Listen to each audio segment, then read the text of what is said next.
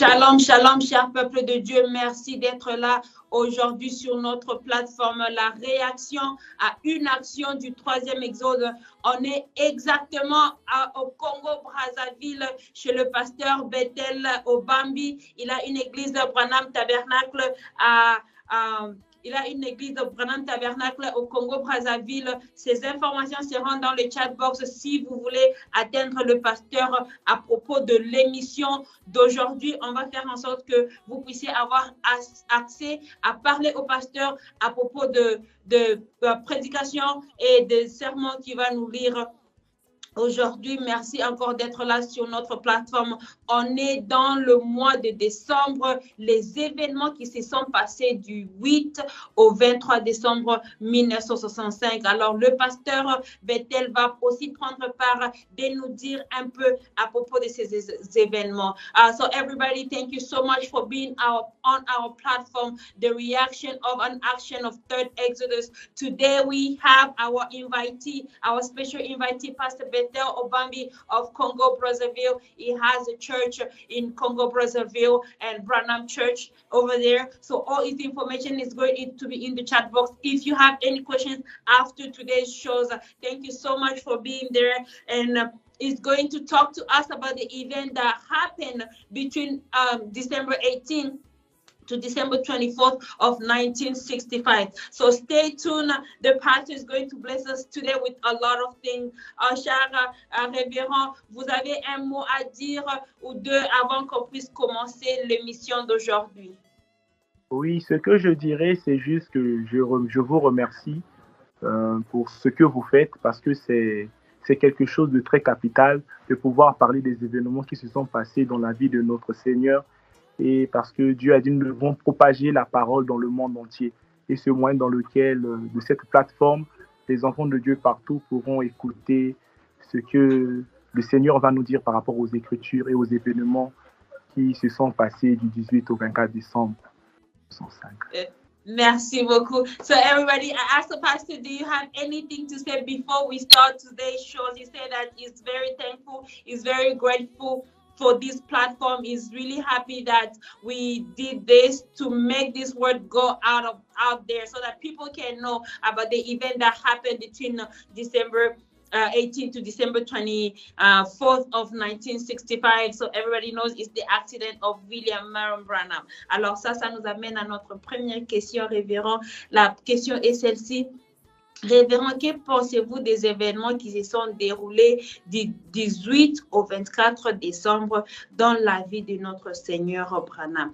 Est-ce que l'accomplissement des Écritures, si oui, quelles sont ces Écritures qui devaient s'accomplir et pourquoi? Alors, je mets ça en anglais lorsque vous vous préparez à nous donner des Écritures. Reverend, what do you think about the events that happened between December 18th to December 24th? Those times is the time that William Branham had an accident.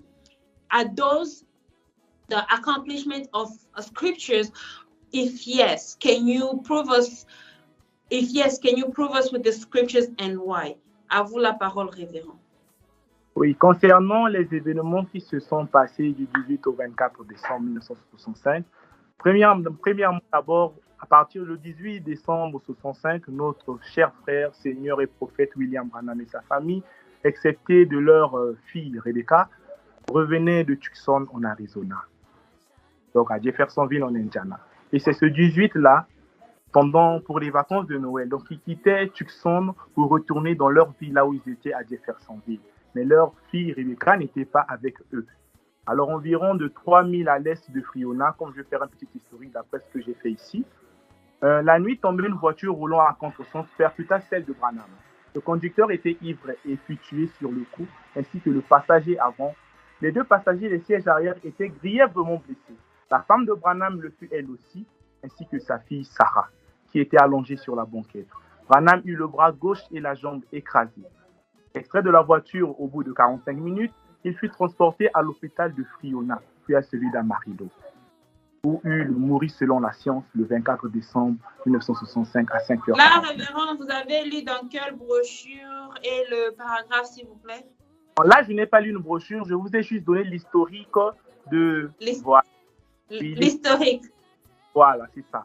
Donc, le So 18 we asked the pastor about that event. So the pastor just told us a little bit of the story, what happened in the accident. William Branham was traveling with his family in the car. It said for Rebecca, who was not in the car. So, and after the accident, it was really, really bad. The accident was really bad. He was taken to Friona and later on transferred to Amarillo. And Sarah was at the back of the car. À vous la parole, révérend.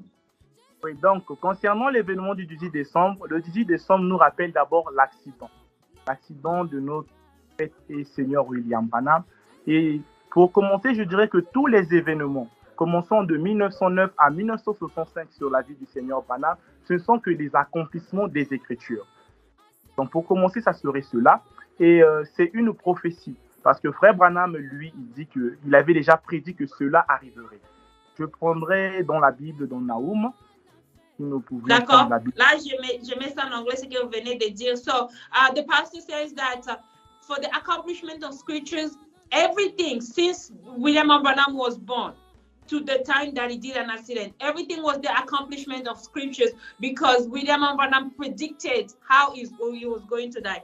If you saw our last show, there's a pastor that read to us how William Branham predicted that he was going to die through the accident. So the pastor is going to read us a scripture that is the accomplishment of scriptures that William Branham knew how he was going to die. Ok, à vous la parole, révérend. Oui, dans Nahum, Frère Branham, quand vous allez lire Nahum dans la Bible plutôt, dans Nahum 2 à partir du verset 3, vous allez voir qu'on parle des chars. Vous pourriez dire, dans Nahum, on parle des chars. Frère Branham explique maintenant la prophétie de Nahum. Il dit que cette prophétie de Nahum, là, dans la brochure Les 10 Vierges, que cette prophétie-là s'accomplit dans notre temps, que Nahum avait vu les derniers. Alors, quel est le rapport entre Nahum et les événements qui se passent le 15, les événements qui se passent plutôt du 18 au 24 décembre 65? Alors, si je prends la brochure, so vous avez dit Nahum 2, 3. So the pastor read in Nahum 2, 3. So it's the vision of Nahum that saw that happening at the end of time. So he says that William Branham put it together to compare that the vision of Nahum is going to happen. So the scripture is going to be in the chat box. It's also Nahum is in the Bible. Nahum 2, 3. It's in the Bible. You're going to read that. Okay, Révérend? Alors, dans la brochure Les 10 Vierges, prêchée par William 12e mois 1960, au paragraphe 16. Je lirai 16 à 17. Donc, nous allons suivre la lecture. Okay, he read on the 10 Virgins, paragraph 7. Avez-vous déjà pensé à Nahum lorsqu'il vit le boulevard périphérique de Chicago il y a 4000 ans? La Frère Branham nous dit que Nahum a vu le boulevard périphérique de Chicago. Il vit cela. Il dit les chariots se cognent sur les places. Je suis allé dans des vieux pays là où ils avaient leurs rues, comme à Oslo et à divers endroits. Il n'y a presque pas d'espace pour se promener. C'est juste assez large pour qu'un chariot puisse traverser la ville. Elles sont larges à peu près comme d'ici jusqu'à ce mur. C'est là la plus grande dimension de leur rue. C'est juste aussi spacieux pour laisser passer un chariot. Eh bien, vous voyez, Nahum dit, elles se précipitent sur la place. Il a dit aussi, ils courent comme des éclairs. Ce sont ces voitures. Allez voir, on dirait des flambeaux. Ce sont leurs phares. Il a dit, ils chancellent dans leur marche. Ce sont des accidents. Ce prophète s'est élevé au-delà du temps. Il a regardé au loin sur 4000 ans et il vit cela venir. Frère Branham dit, pensez-y, l'inspiration.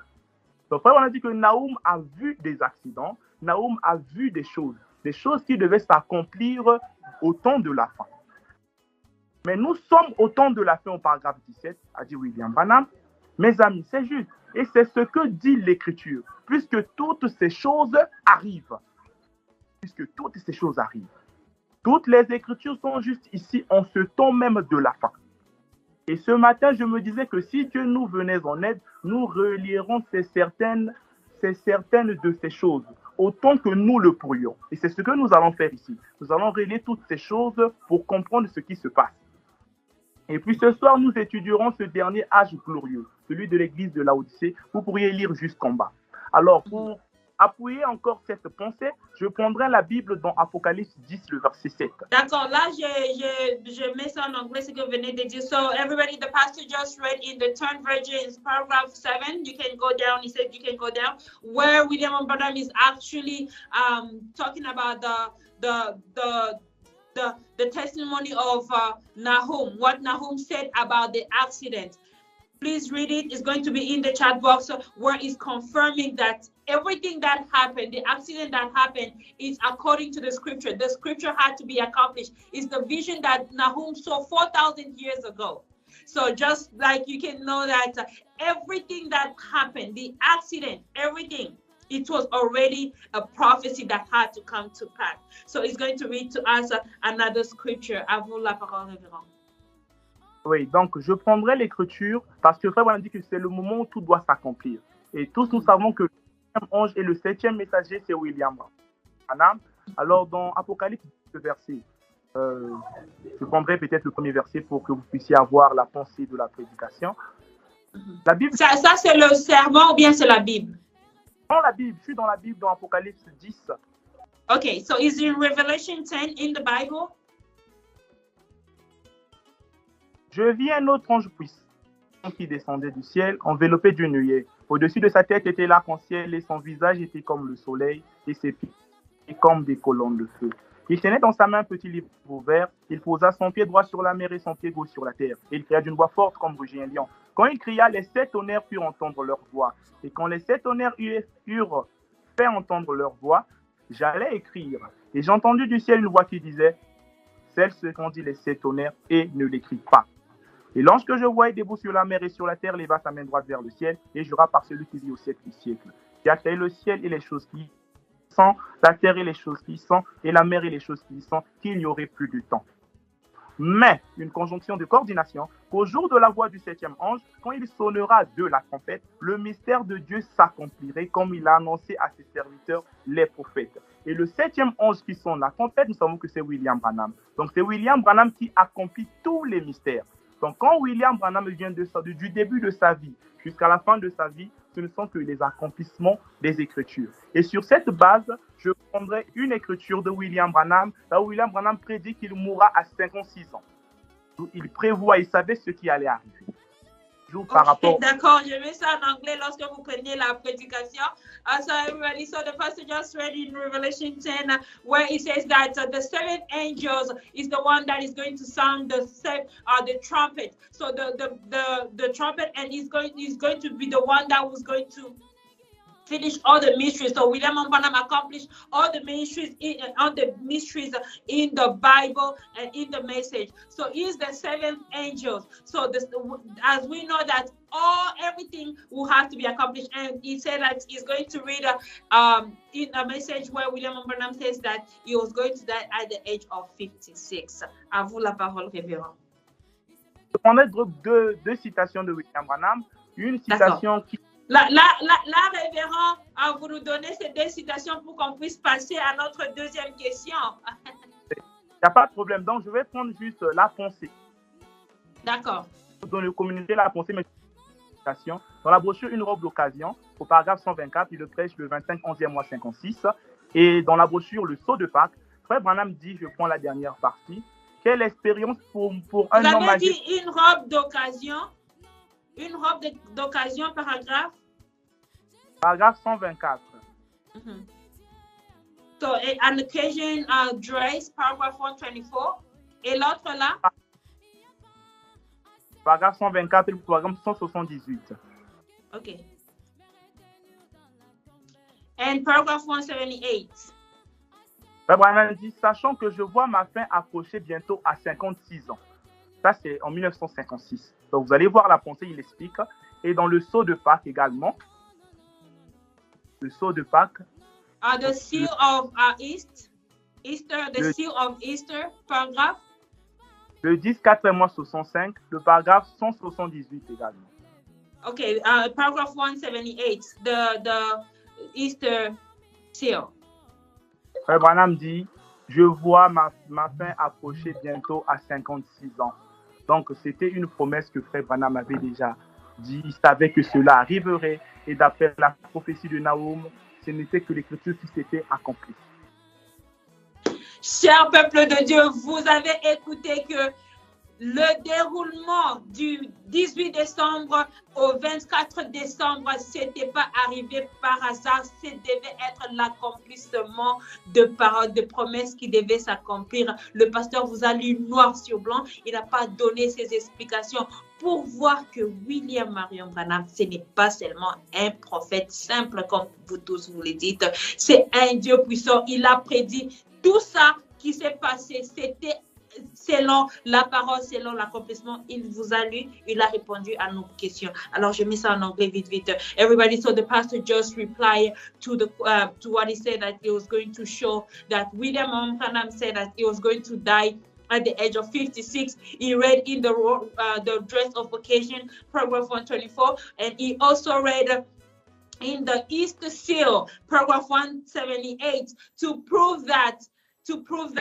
William Marion Branham said that he was going to die at the age of 56. And he replied to our question that everything that happened, the accident that happened from December 18th to December 24th, it was the accomplishment of scriptures. It was not something that happened just like that. It had to be accomplished. And he also read to you the dream of Nahum that had to happen, the accident that had to happen. So all the scriptures that he read is going to be in the chat box. Cher peuple de Dieu, on est vraiment bénis aujourd'hui. Révérend, là, ça nous amène à notre deuxième question qui est celle-ci. Révérend, qui représente les cris de Joseph Branham? Cela a-t-il une signification dans les Écritures? Je mets ça en anglais. So this is our second question. Reverend, what represents the cry of Joseph Branham? Because a lot of people are talking about the cry of Joseph Branham. Does that mean anything in the Scriptures? À vous la parole, Révérend. Oui, par rapport aux écritures que je vous avais données auparavant, excusez-moi, je reviens sur la première question.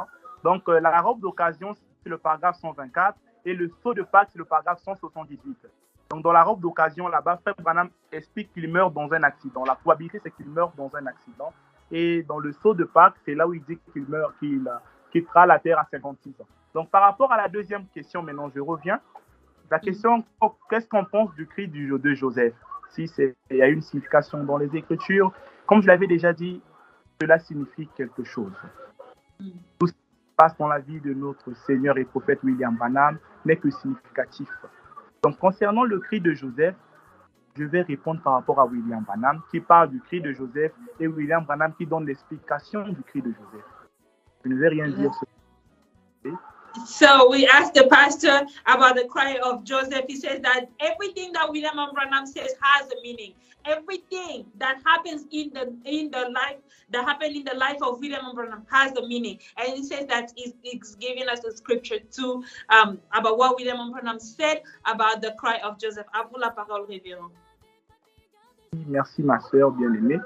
Donc je prendrai le cri de Joseph. Je suis dans la brochure. Dès ce moment, prêché par William Branham, le 25e mois 1961. Je suis au paragraphe, vous allez prendre le paragraphe 4 à 5. Mais par rapport à l'émission, je vais juste prendre So it's in the sermon from this moment, paragraph, vous avez dit le paragraphe combien? Le paragraphe 4 jusqu'au paragraphe 5. From paragraph 4 to paragraph 5. The scripture is going to be in the chat box. Voilà, Frère Branham dit, je prends le paragraphe 5, vous allez lire depuis le paragraphe 4. Je prends le paragraphe 5, Frère Branham dit, et maintenant je ne suis pas très formaliste, car vous savez, Dieu n'est pas formaliste. C'est la Bible qui le dit. Nous n'avons donc rien de formaliste. Là, chez nous, il n'y a pas de formalisme. J'ai 3 beaux enfants à la maison, et mon fils Billy est avec moi. Et nous formons simplement une grande famille des gens qui aiment le Seigneur de tout leur cœur. J'ai un petit garçon d'environ, il a eu 6 ans hier.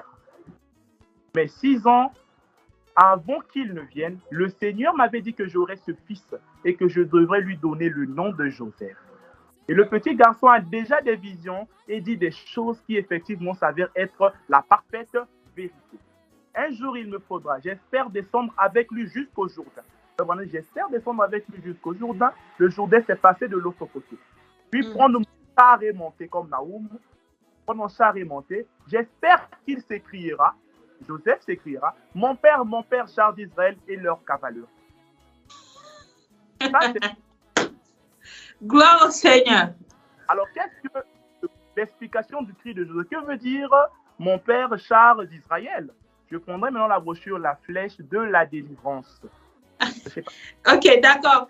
Attendez, j'ai mis ça vite en anglais. So, everybody, the pastor just read about the cry of Joseph. He read in from this moment, start paragraph 4 to 5. You're going to read where William Branham is explaining the cry of Joseph. You just read it. I'm not going to talk too much.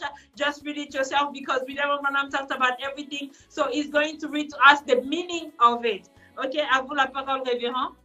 Dans la flèche de la délivrance, c'est l'explication du cri de Joseph selon William Branham. Chars d'Israël, c'est ce que ça veut dire. Péché le 1er 8e mois 1956. Imaginez, c'est depuis 5 ans. Le brochure, le serment, c'est le nom du serment? La flèche de la délivrance. La flèche de la délivrance, ok. Donc, au paragraphe 33. Donc, depuis 56 fois, déjà les événements qui vont se faire. Donc, c'est la raison pour laquelle notre Seigneur. Alors, au paragraphe 33, vous allez lire 33 à 34. So the flesh of deliverance, paragraph 33 to 34, where William Branham is explaining the cry of Joseph. Alors, je prends le paragraphe 34 par rapport à l'émission, je dois être résumé, mais vous pourriez lire ça à la maison et étudier cela en profondeur. Frère Branham dit ainsi donc. Quand il est allé là-bas et qu'il a vu, il lui a témoigné du respect. Il a dit, mon père, chars d'Israël et sa cavalerie. En d'autres termes, mon père, tu vaux plus que tous les chars d'Israël et toute sa cavalerie. Ça, c'est l'explication. Tu vaux plus que tous les chars d'Israël et sa cavalerie. Donc, lorsque Joseph crie, c'est ça l'explication du cri de Joseph. Joseph dit que son père vaut plus que cela. Il vaut plus que quoi? Plus que l'accident qui était là. Plus que l'événement qui s'était passé le 18.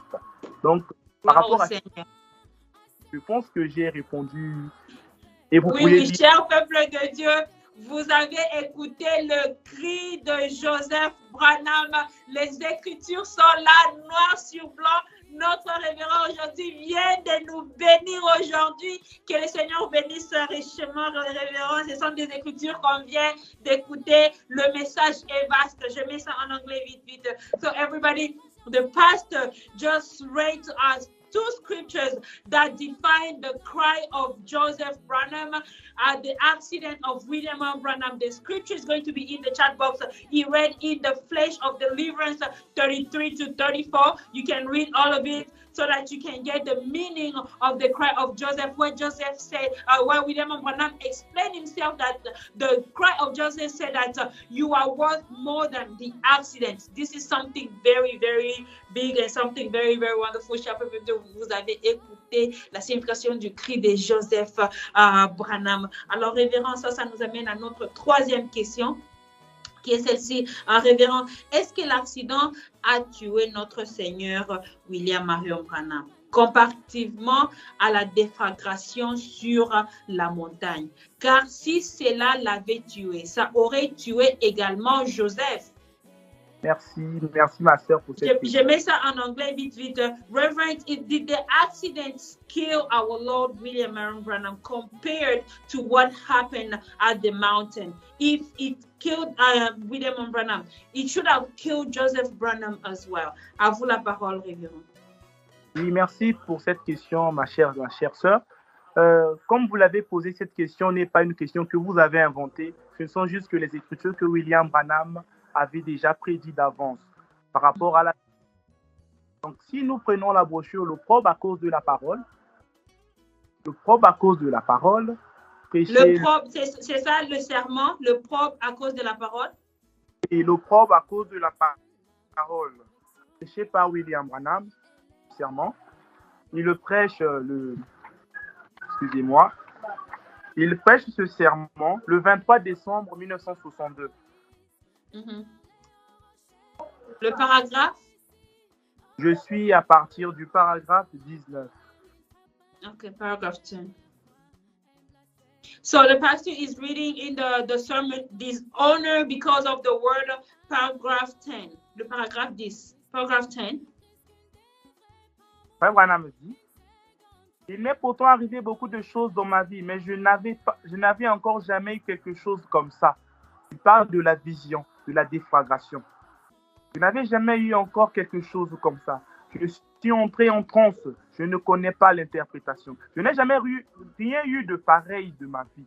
Mais avant moi, je semblais me rendre compte que c'était une vision. Et que j'étais dans la vision. Mais je parlais à mon fils Joseph. Et il n'était pas dans la chambre. Et à ce moment-là, mais pourtant, quand c'est venu sur moi, voilà, j'étais en train de parler à Joseph. D'abord, cette vision dont William Branham a dans la brochure Le Probe à cause de la parole, vous pourriez aussi le voir dans Monsieur, c'est le signe de la fin. Frère Branham explique une vision qui est une déflagration.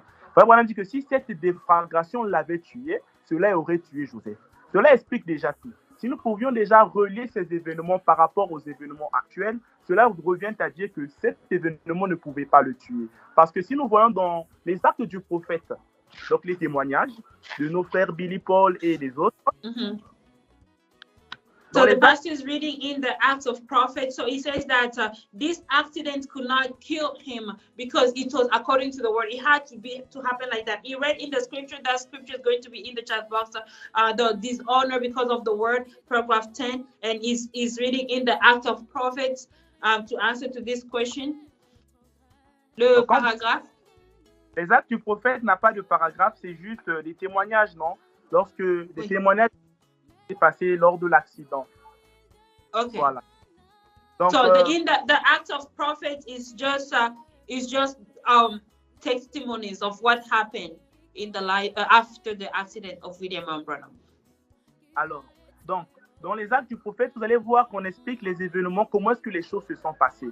Pendant l'accident, lorsque l'accident a eu lieu, lorsque notre frère Billy Paul est venu vers la voiture de notre Seigneur, lorsqu'il était accidenté, il avait vu que sa maman, il pensait que sa maman était déjà morte. Il avait vu que sa maman était morte, mais papa avait encore répondu. Cela veut dire que lors de l'accident, le Seigneur Branham n'était pas mort. Il était toujours en vie.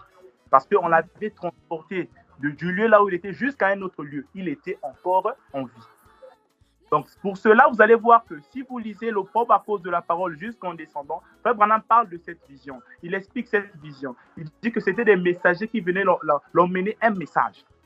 C'était un message qu'on venait lui donner.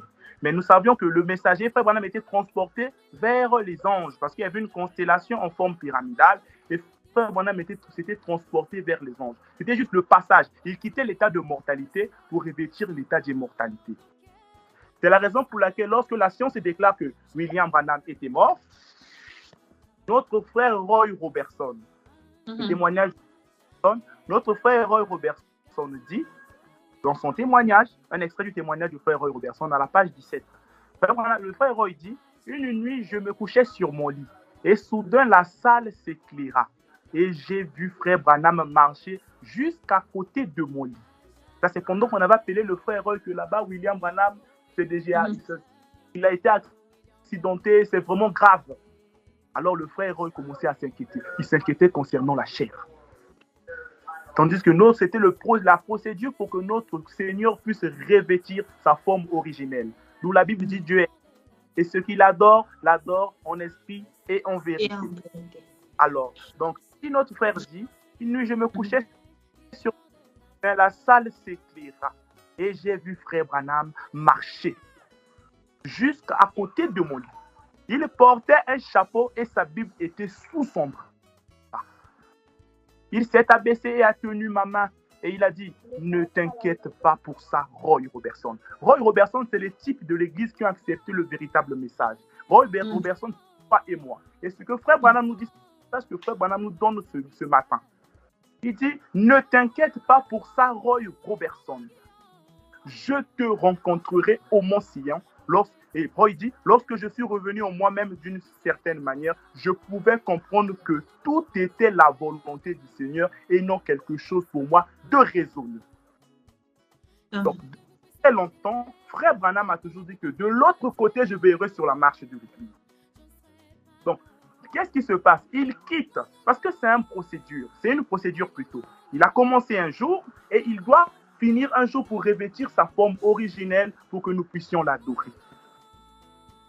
Donc ce n'est pas l'accident qui a tué notre Seigneur William Branham. Et l'accident ne peut pas tuer notre Seigneur parce que d'après le témoignage de notre frère, frère Branham lui a dit pas s'inquiéter. Ce n'est pas donné à tout le monde de comprendre cela. D'accord, je mets ça en anglais pour notre audience anglophone. So everybody, so the pastor just replied to our third question that the accident could not kill William Branham because he says that William Branham cannot die. So he read in the testimony, the Acts of the Prophet, the testimonies where our brother Roy Robertson, when William Branham had an accident, they called him. He says that he was in a room and William Branham came by his bed. So, and he's reading a scripture where William Branham says that when you hear that I have an accident, you have to have faith that I'm still watching over you. So just like the pastor says that William Branham said that even though he's on the other side, he will watch over us. So he read the scripture. That scripture is going to be in the chat box. So his answer to this question is William Branham cannot die. He was still alive even after the accident. He was transferred to the first hospital, retransferred to the second hospital. He was still alive. And every step was scriptural. Every step had to happen the way it happened.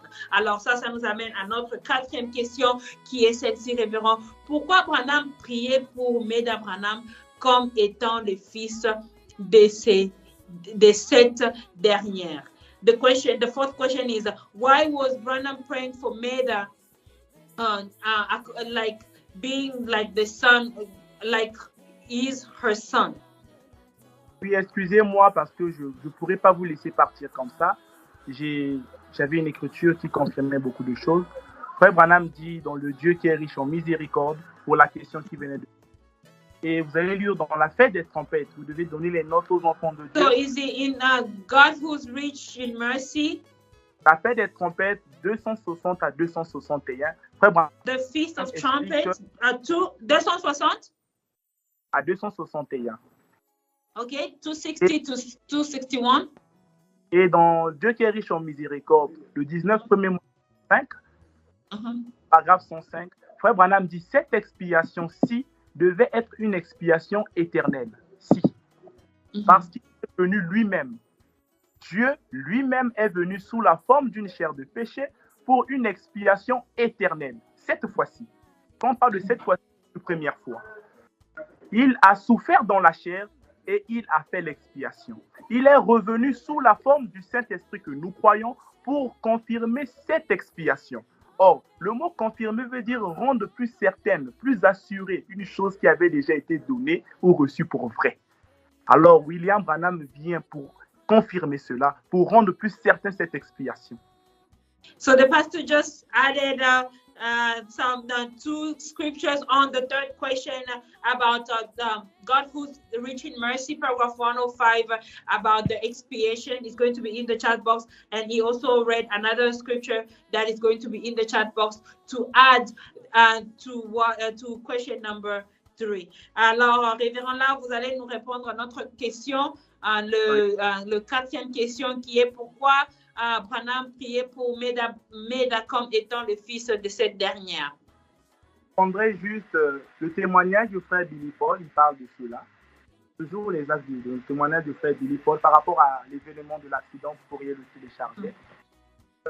Le frère Billy Paul dit ceci, de partie essentielle. Partie combien? Quand je prends la partie essentielle, la partie okay. D'accord. So is in the testimonies of is in the testimonies. So he's going to read in the testimonies about the testimonies of Billy Paul. So he's going to read a paragraph there, a part. Oui.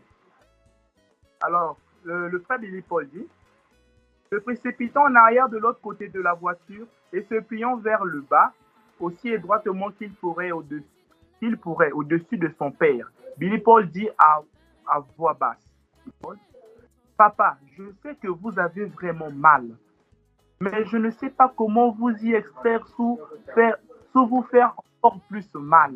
parce que le bras du Seigneur était brisé et son pied était broyé. Notre frère dit,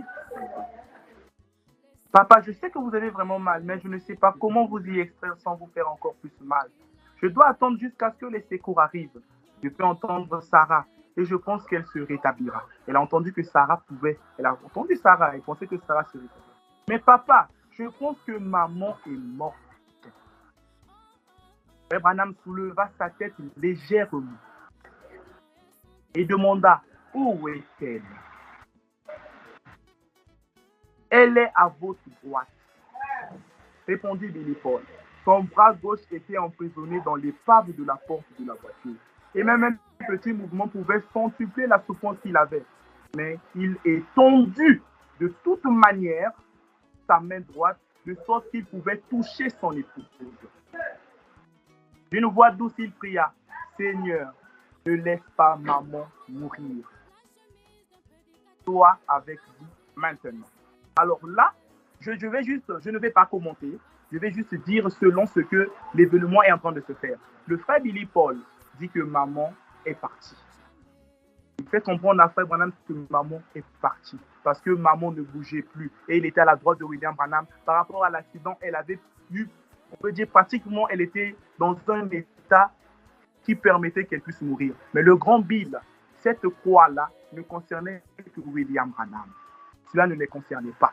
C'est la raison pour laquelle le Seigneur Branham a touché. C'est lui qui a rendu la vie à Maman Meda, parce que Maman Meda était déjà morte. D'où William Branham, dans sa prière, il parle au nom de maman parce que les enfants avaient besoin d'une mère. D'après la compréhension du sujet que je viens de lire, les enfants avaient besoin d'une mère. Alors William Branham demande, quand il demande, il prie, notre Père qui est aussi, c'est comme Jésus était en train de prier, tandis que le ciel et la terre, c'était lui-même. C'est-à-dire que William Branham a commencé à prier dans l'état qu'il était, il a commencé à prier. Et oui, et il lui demande qu'on rende la vie. Donc il priait et pour que la vie puisse revenir entre Maman Meda, parce que cela ne lui concernait pas. Donc selon moi, c'est cela par rapport à cette prière.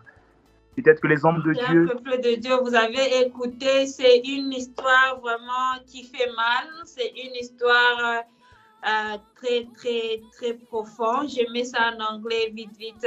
So everybody, we asked the pastor the fourth question, why did Branham pray for Meda when his son, Billy Paul, asked him to do that? And he read a story about... William Branham was in a very, very bad condition. He was in a very bad condition. And Billy Paul came to William Branham to tell him, Papa, Mom cannot breathe. She cannot breathe.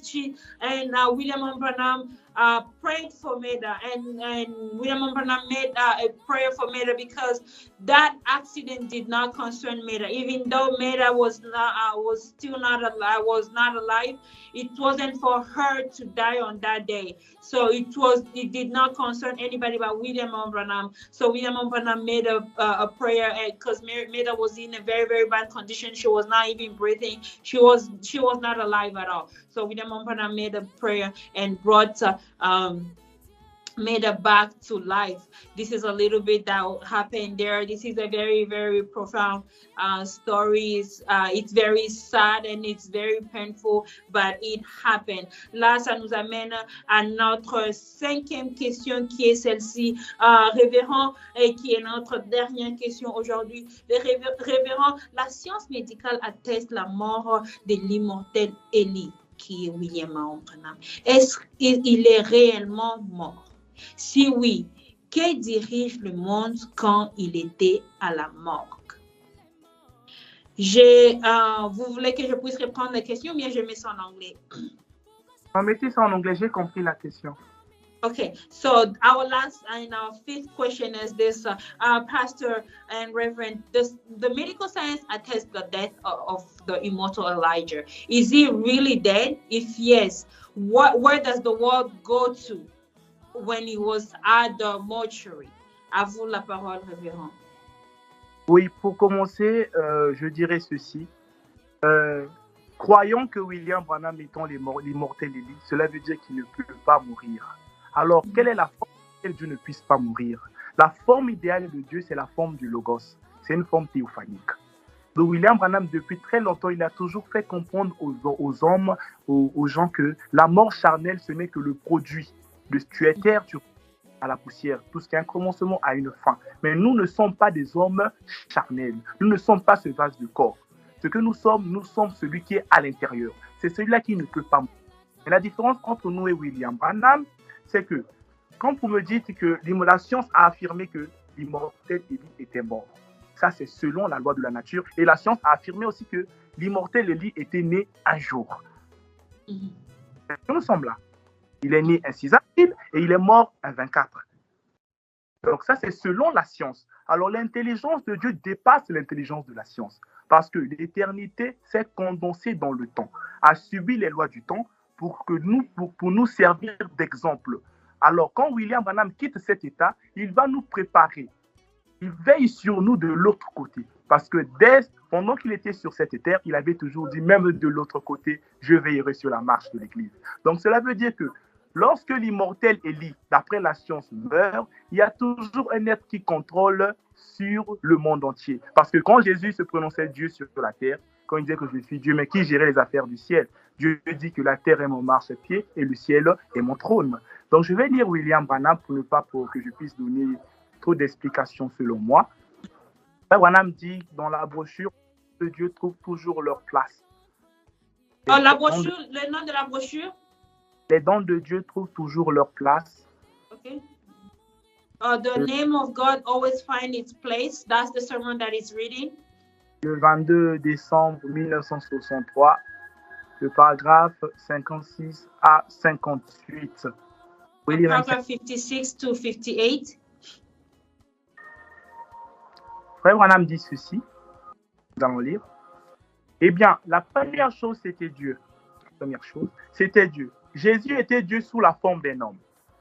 C'est dur pour que les gens avalent cela, même aujourd'hui.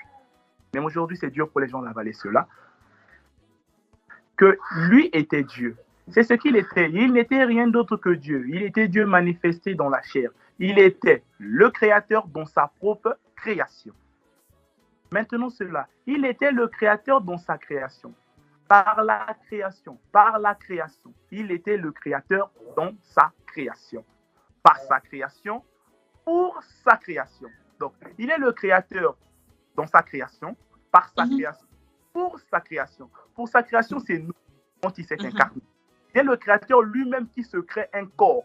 Dans la brochure La clé pour la porte, Frère Branham dit « Je me suis doté la faculté d'être une personne vivante. Je peux conduire le véhicule comme le font les êtres humains. Il s'écarte d'étant un être humain. Mais le Créateur, par sa création et pour sa création. Tout se résume en Dieu. Tout se résume en Dieu. La chose entière. Ne voyez-vous pas cela? La plénitude de Dieu. Il était le Créateur. Étant donné qu'il était Dieu, il est devenu un être terrestre, un être temporel, un être du temps. Ce qui veut dire qu'il devait avoir un commencement. Vous voyez? C'est pourquoi il s'est créé un corps pour y vivre. Dieu lui-même a créé un corps pour lui-même. Vous voyez? Afin que par cette création, il sauve la création perdue qu'il avait créée. Il n'y a rien qu'un homme puisse annihiler. Annihiler veut dire supprimer. Il n'y en a pas. Vous ne pouvez rien faire qui puisse détruire complètement quoi que ce soit. Vous ne pouvez rien faire. Vous pourriez prendre une feuille de papier et le brûler complètement. Vous pourriez réduire un immeuble en cendres. Vous pourriez réduire un arbre en cendres. Vous ne l'avez pas annihilé. Vous ne l'avez pas supprimé. Vous pouvez réduire quelque chose en cendres. Frère Branham dit, vous ne l'avez pas.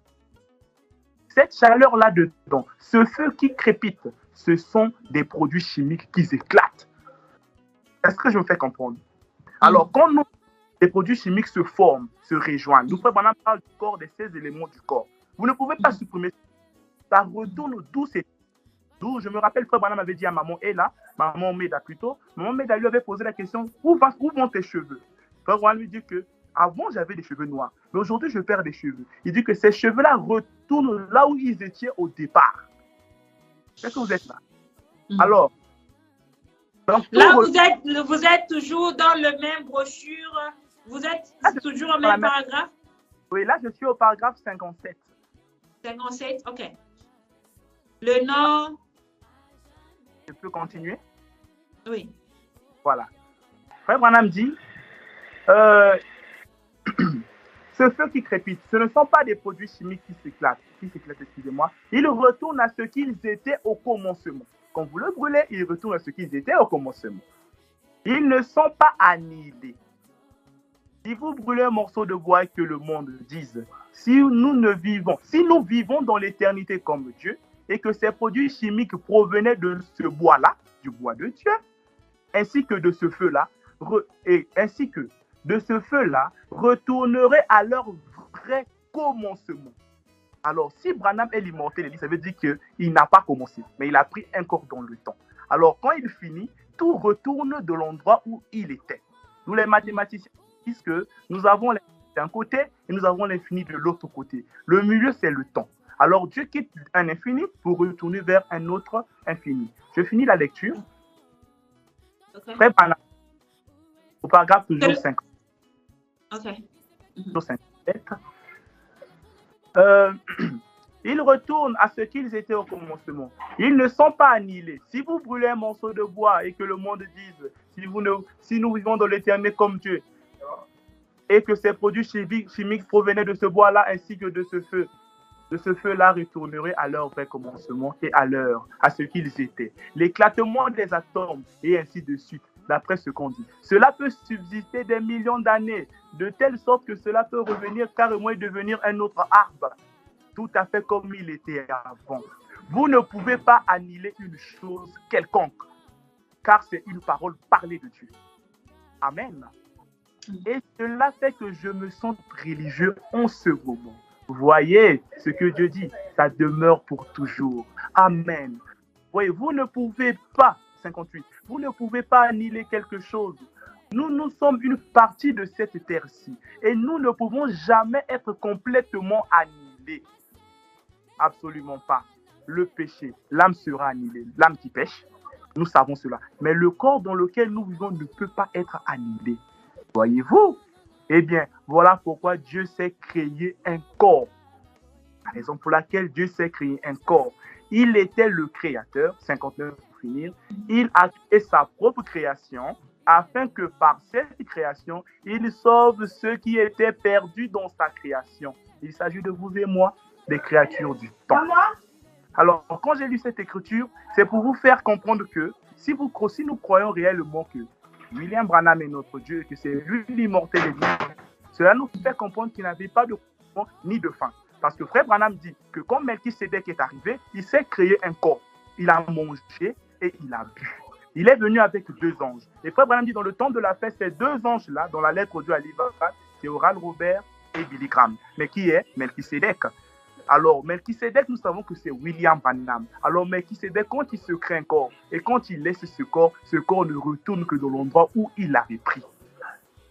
Ok, d'accord. Amen, amen, révérend. Là, je mets ça en anglais vite, vite. So, everybody, the pastor was reading from paragraph 55 to 57. He read about why William Branham, William Branham had to create a body for himself in order for him to work. So whenever he's in a human body, he has a beginning. And he has a beginning at the time that he was born and the time that he was going to do an accident. So, and he gave an example the way that William Branham says that God has created his body. God has become a man.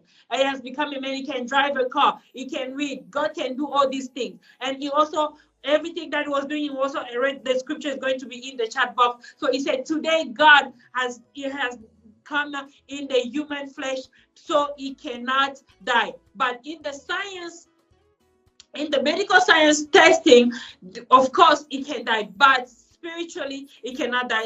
Cher peuple de Dieu, ça c'est la conclusion de notre émission aujourd'hui avec le révérend. Comme il nous a dit, il est sur le révérend Bethel, il est sur la condition de son pasteur. Il nous a donné les Écritures. Pardon? Oui, le pasteur, là où j'évolue, c'est le pasteur Alain Obombi. C'est lui le pasteur de l'église. Je suis un ministre dans cette église, oui. Oui, que le Seigneur vous bénisse richement pour votre contribution, cher peuple de Dieu. On est vraiment content, on est vraiment bénis. Le message est vaste. chaque jour, on apprend. Révérend, merci beaucoup. Vous avez une dernière parole à dire avant qu'on puisse clôturer l'émission d'aujourd'hui. Bon, ce que je dirais pour finir, c'est juste merci. Merci pour ce temps que nous avions passé. Et le message, Frère Branham dit qu'on grandit de révélation en révélation. Donc, ce que j'ai utilisé, ce ne veut pas dire que cela est absolu. Mais après des études, après avoir écouté d'autres hommes de Dieu, je pourrais encore avoir beaucoup de lumière par rapport à ces certaines questions que nous y aurons dans l'avenir. Je suis sûr que la sœur Hope va toujours continuer avec cette émission. Et je vous salue tous dans le glorieux nom du Seigneur William Branham. D'accord, révérend. Il y a beaucoup de pasteurs qui ont exposé sur la mort, la résurrection. Soyez là, écoutez nos émissions. Vous allez aussi lire ceux qui sont en train de lire sur la résurrection. C'est très important. Le message est vaste. Il y a d'autres écritures que vous avez lues que je n'ai jamais écoutées. Beaucoup de pasteurs viennent avec des nouveautés. Le message est vaste. On apprend chaque jour. Soyez là parce que ce sujet, c'est vraiment très capital. C'est un sujet qui n'est pas beaucoup parlé parce que les gens évitent de parler à propos de ce sujet. Alors, merci beaucoup. On est là avec le temps. On vous reviendra encore, on va revenir encore avec notre émission par rapport à ce que vous avez lu aujourd'hui pour aussi beaucoup de questions parce que notre audience voudra écouter encore plus à propos de ce que vous avez lu aujourd'hui. Sinon, vos informations seront dans le chat box. S'il y a des gens qui ont des questions à propos de ce que vous avez lu aujourd'hui ou bien ils veulent vous contredire, allez voir le pasteur d'aujourd'hui parce qu'ici on interprète et on demande des questions seulement. Si vous avez des questions sur ça, si vous voulez contredire, allez voir le pasteur avec les écritures que vous avez pour le contredire. Sinon, on arrive à la fin de notre émission. So everybody, the pastor, the last word he said, he's very thankful. He's learning. He keeps on learning.